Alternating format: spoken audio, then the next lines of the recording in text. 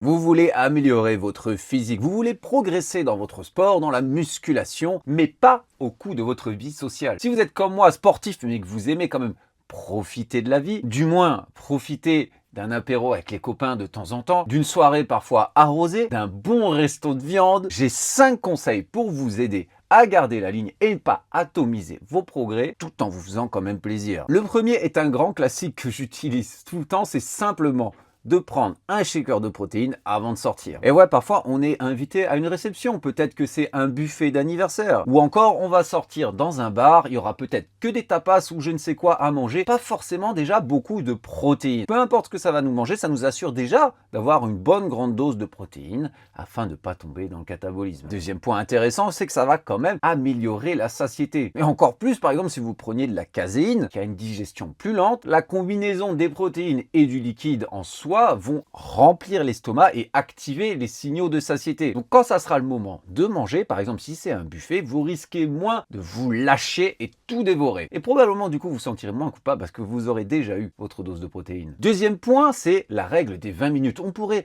l'attacher à la première, c'est de manger un petit truc environ 20-30 minutes avant notre plat principal. La satiété, c'est pas quelque chose qui se fait instantanément. Il y a tout un tas d'hormones ou de peptides différents qui vont jouer là-dessus. Le CCK, le GLP-1 dont on parle beaucoup en ce moment, ou le PYY, ça met entre 15 et 30 minutes à vraiment atteindre notre cerveau. Donc, si vous mangez un petit truc, ou bien que vous preniez votre shaker, vous arriverez déjà en ayant moins faim. Et ça va vous éviter de vous gaver, parce que vous avez tous déjà expérimenté ça. Peut-être que vous étiez en vadrouille, en randonnée, en train de vous balader dans la ville. Vous n'avez pas eu votre 4 heures. Ça fait 7, 8, 9 heures que vous n'avez pas mangé. Vous n'en pouvez plus. Vous êtes affamé. Vous arrivez au resto, vous regardez le menu. Les plats les plus extravagants viennent directement en tête. Ou encore quand vous allez à votre soirée et que vous voyez toutes ces choses délicieuses, vous vous jetez dessus tellement vous avez faim. Vous vous gavez, vous vous gavez, vous vous gavez. Et le pire, c'est que je ne sais pas si limite votre estomac s'est rétréci, mais à chaque fois, vous avez commandé plus que ce que vous vouliez vraiment en réalité. Vous vous gavez. Si vous voulez garder la ligne, et surtout si vous êtes en sèche, tuez la faim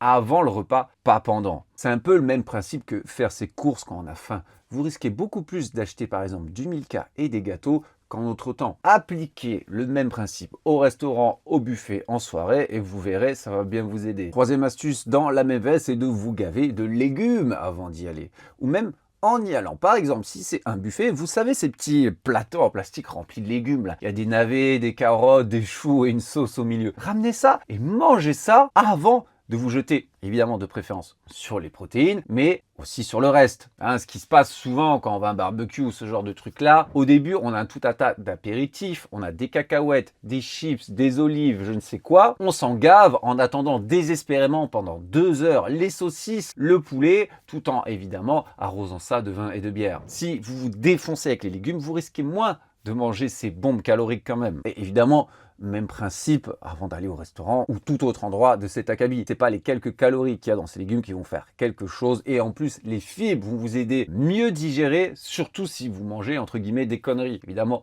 un burger saturé de graisse à moitié cramé, dégoulinant de cheddar. Bon, surtout si vous avez l'estomac sensible, ça va vous aider à mieux faire passer le truc. Quatrième astuce, privilégier les produits light, les produits zéro. Alors, je suis toujours espanté quand on dit ici qu'on me pose la question parfois de c'est vrai que les produits zéro ont moins de calories ou n'ont pas de calories. Oui, dans le Coca zéro, il y a quasiment aucune calorie. Il y a 0 kilocalories, on est à quelques calories. Déjà, c'est pertinent si vous risquez de vous gaver de conneries à côté, mais encore plus si vous picolez. Alors évidemment, si vous êtes à une soirée de dégustation vin et fromage, vous allez boire ça, mais si vous allez vraiment dans une fiesta, bar dansant, une boîte de nuit, un apéro sur la plage, personnellement je ne bois pas la semaine, mais quand je sors dans ce genre d'endroit, je peux accumuler assez vite les verres. Dans ce cas-là, la meilleure option pour vous, ça va être de l'alcool fort mélangé avec un soda zéro. Par exemple, rhum coca zéro, vodka, limonade zéro, gin tonic zéro. Et on compare des verres standards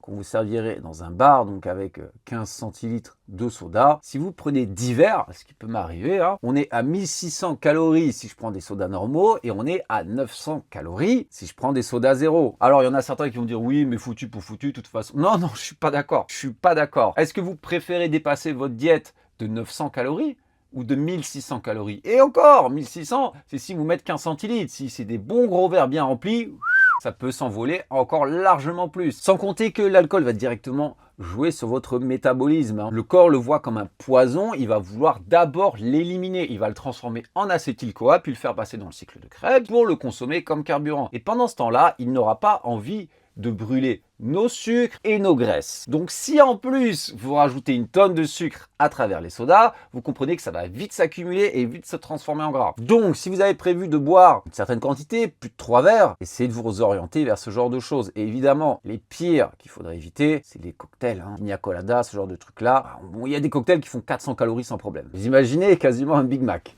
Et enfin, dernière astuce, c'est de garder votre cheat meal, si vous en avez, ou votre super repas le soir. J'y pense encore quand j'ai vu là tout à l'heure un de mes amis en sèche aller au restaurant manger une délicieuse pizza le midi. Est-ce que c'est grave en soi? Pas du tout. Ce qui compte, c'est les calories sur la journée. Mais pour la plupart des gens, il va y avoir ce biais cognitif de foutu pour foutu. Le cerveau humain va tout de suite se dire « Ah, déjà, entre guillemets, défoncer ma diète ce midi, j'ai déjà fait un écart.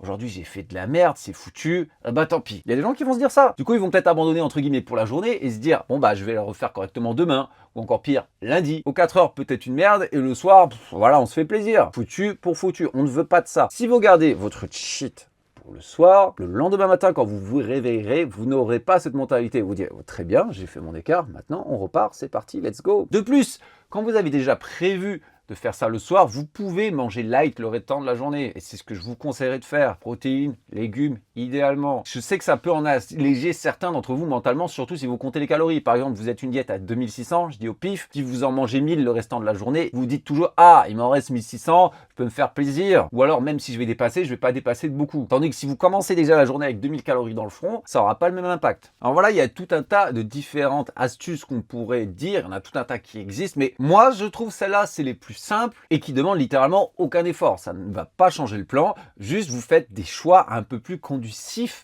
sur le long terme. Dites-moi quelles sont vos astuces à vous que vous utilisez quand vous sortez. Si vous avez aimé la vidéo, n'oubliez pas de la liker, ça vous fera dépenser une calorie, n'est-ce pas? Si vous avez besoin de coaching personnalisé, allperformance.fr ou directement sur mes réseaux. Complément français de qualité, Broadway, code ALL10 pour 10% de réduction. Et en attendant, je vous dis à la prochaine.